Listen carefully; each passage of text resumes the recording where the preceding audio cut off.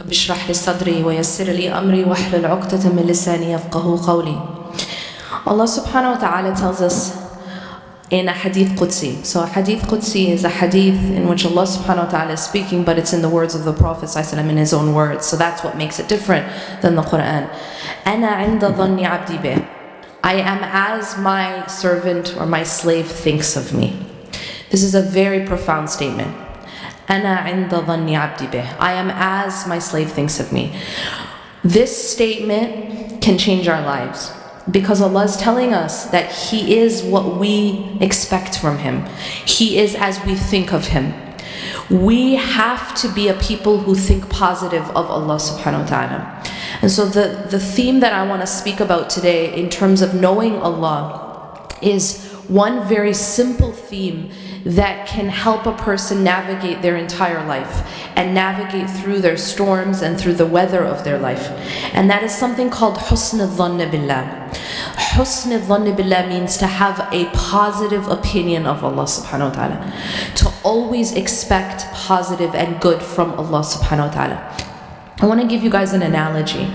I want you guys to imagine that after this talk is over, you go outside and your mom is up and that she's actually come and picked you up from outside the lecture. And you get in the car and she starts to drive. And as she's driving, you ask her, because you don't recognize the route that you're taking, you ask her, where are we going? And she says to you, just wait, you'll see. Everybody imagine this? How many of you at this point are calling the police because you're so frightened? Is there anyone who's at this point calling the police, calling 911? I don't know where my mom's taking me. I'm really scared. I think she's gonna hurt me. Anyone? Okay. Why is it that you're not afraid? It's a very simple question. I mean, a very simple answer as trust. You said it in one word. Because you trust your mother. Now, I emphasize to you that you actually don't know where you're going, right? So I want you guys to keep that in mind. You don't know where you're going, but you trust the driver. You trust that your mother is not going to take you somewhere and then leave you there in a ditch. You trust that she's not going to hurt you. And so because of that trust, even when you don't know the route, even if you don't know where this driver is taking you, you have complete trust that she is not going to harm you. You have complete trust that the driver has your best interest in mind. Do you know what that's called? That's called husn al-dhann. That means that, see, many of us, we hopefully have husn al-dhann when it comes to our mothers. We know that our mother has our best interests in mind. We have a good opinion of our mothers. We trust our mothers. And because of that trust, and because of that good opinion, we don't panic even when we don't know where she's taking us. Now, what does that have to do with Allah subhanahu wa ta'ala? Allah takes us in our lives. Allah is the driver of our lives. And yet many of us, when we don't know where He's taking us, we panic. We do that thing where you call the police and say, I'm scared, I don't know where I'm going. We do that. But maybe we're not calling the police, we're calling our friend, or we're calling our family member, or we're whoever it is that we're calling. But that feeling of panic, that feeling of anxiety is because we don't have enough trust and a good opinion of the driver.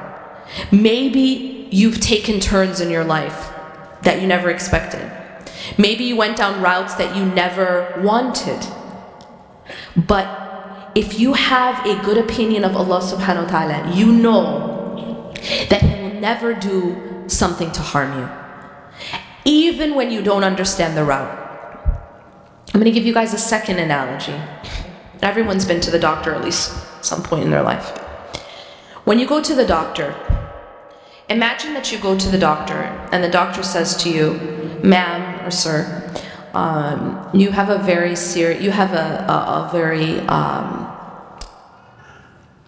serious illness and I have to operate. You have to have a surgery. Now, when the doctor tells you this, but when the doctor comes to you and says, I need to operate, I have to do brain surgery on you because you have this illness, what is our response to the doctor?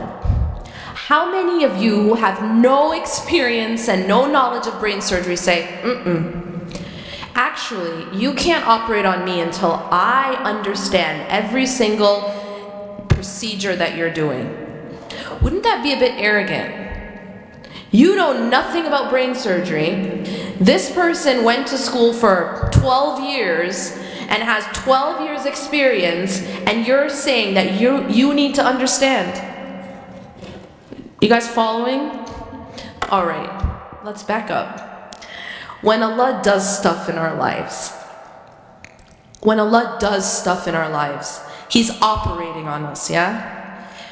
But many of us, we think that we need to understand every single motion that not a surgeon is doing, but God. Is that not arrogance? Is that not arrogance? But God, why? Right? We like that word. Why? And it's almost like, yo, God, you have to explain it to me before you're allowed to do it. That's how we act. Now, I gave you an analogy to show you how completely ridiculous and how completely arrogant it is with a human being. Okay, a human being who actually, you could have been a brain surgeon if you studied for 10 years, right? But you can't be God, and I can't be God. And yet we have this type of arrogant attitude with Allah. But Allah, I don't get it, and therefore, I don't approve. You know, it's like, I don't approve, God. I don't approve of your actions. We wouldn't dare say that to a surgeon. Allah subhanahu wa ta'ala knows what He's doing. This is what we have to realize. When you go and you study the names of Allah subhanahu wa ta'ala, you find that among His names are attributes of knowledge. Al-Alim, Al-Hakim. That Allah is the most knowing. Allah is the most wise. As-Sami', Al-Basir, right? The one who sees everything, the one who hears everything.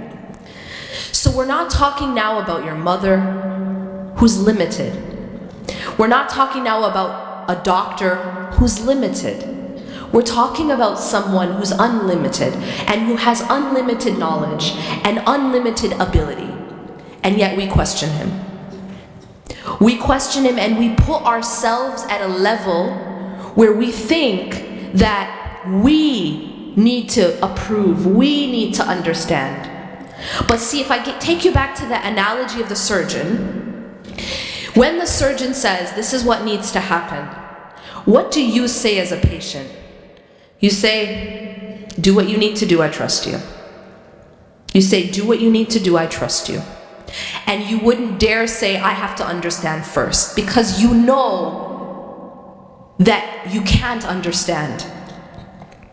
Allah subhanahu wa ta'ala tells us in the Quran, عَسَىٰ أَن تَكْرَهُ شَيْئًا وَهُوَ خَيْرٌ لَكُمْ. It might be that you hate something and it's good for you. Allah is saying it may be that you hate something and it's good for you. How many of you have been upset about something that happened? You didn't get into the school you wanted, you didn't get the program you wanted, you didn't marry the person you wanted, you didn't, whatever it was. How many of you later on down the line found out that this was actually better for you? Has that happened to anyone? So usually in Allah's mercy, after time, maybe not at that moment, but after time, Allah allows you to see just a little bit of how He saved you. Allah tells us this, that indeed it may be that something that you hate is good for you. وَعَسَىٰ أَن تُحِبُّ شَيْئًا وَهُوَ شَرٌ لَكُمْ. And it might be that you love something, you really wanted something, but it's actually bad for you. وَاللَّهُ يَعْلَمُ وَأَنْتُمْ لَا تَعْلَمُونَ. Here is the point. Allah knows and you do not know. This is where we have to come back and humble ourselves and realize who Allah is and who I am.